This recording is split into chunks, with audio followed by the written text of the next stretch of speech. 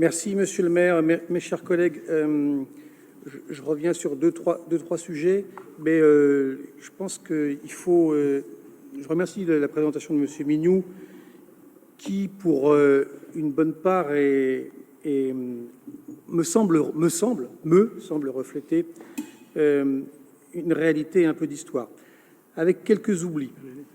Je suis d'accord avec vous, Monsieur Mignoux, que c'est notre dette. Mais vous avez ajouté, c'est vrai qu'ici, dans cette Assemblée, les uns et les autres, on n'est pas responsables de ce qui a été fait. Je ne suis pas totalement d'accord avec vous. Je pense qu'on pourra en compter au moins un qui a participé à ces emprunts in fine. Mais bon, ce qui serait bien d'ailleurs un jour, c'est de voter un vœu, Monsieur le maire, pour demander aux législateurs qu'on soit dans l'incapacité de voter ces emprunts in fine. Ces emprunts in fine ont été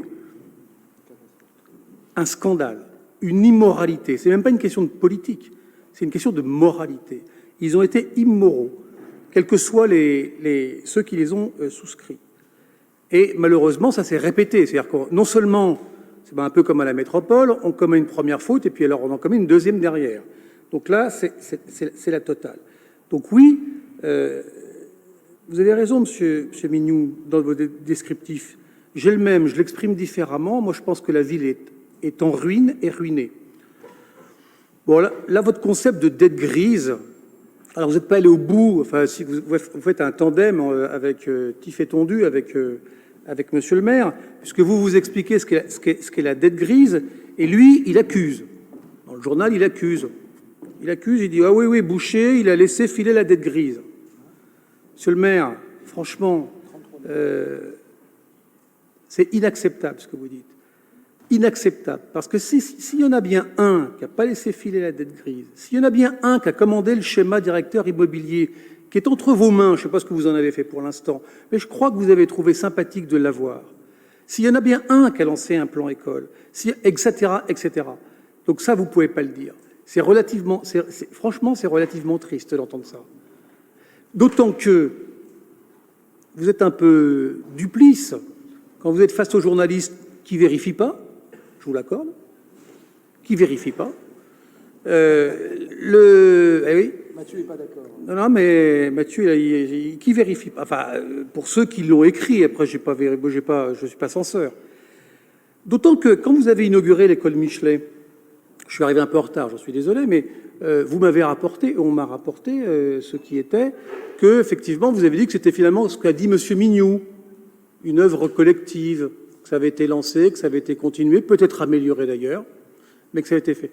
Donc je ne comprends pas quel est votre double langage.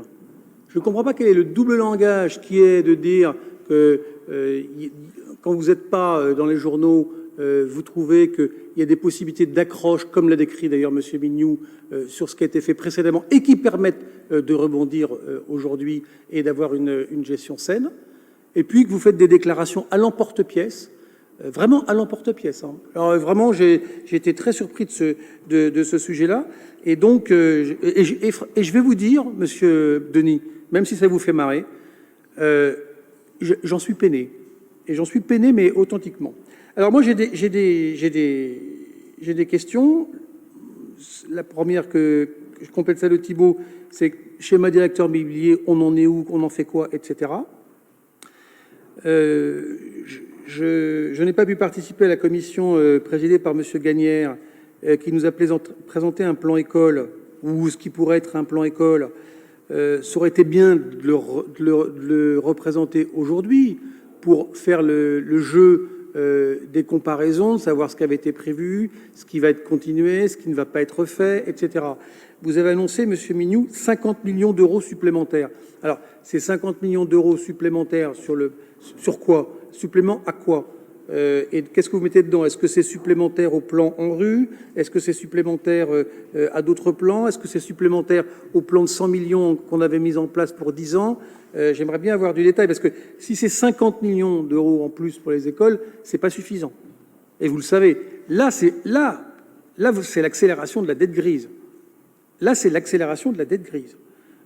Donc là, on peut mettre le doigt dessus, clairement. Donc voilà, je voulais simplement... et puis, pour revenir sur l'actualité du moment, rappeler, Thibault l'a loupé, j'en suis étonné.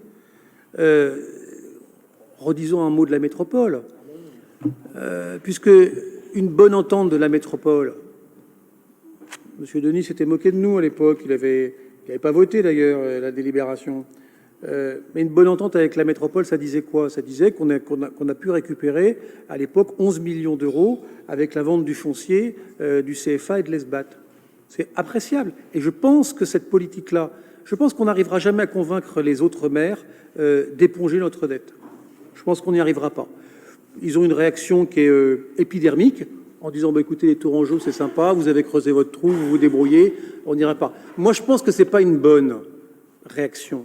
Parce que de toute façon, si la ville-centre s'effondre, elle entraîne avec elle les communes alentours. Et autour des communes alentours, j'ai parlé cette semaine avec plusieurs présidents de l'intercommunalité. Ils savent bien, eux, que si la locomotive, elle flanche, les villes autour flancheront, les premiers wagons aussi, mais les derniers wagons aussi. Donc je pense que ce n'est pas une bonne stratégie.